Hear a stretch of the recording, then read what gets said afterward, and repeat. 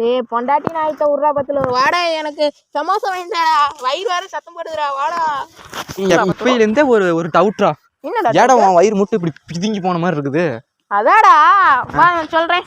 நீ எப்படி பிறக்கும் போதே வழுக்கையோட பிறந்தியோ அதே மாதிரி நான் பிறக்கும் போதே பிதுங்கிட்டு பிறந்துட்டேன்.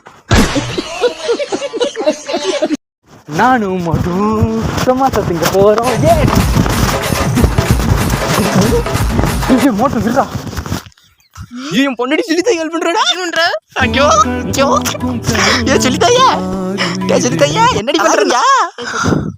டேய் இருடா வீங்க நான் கொண்டு இரு நானே பொண்டாட்டி நீ தான் கால் பண்ணிக்கிறேன்.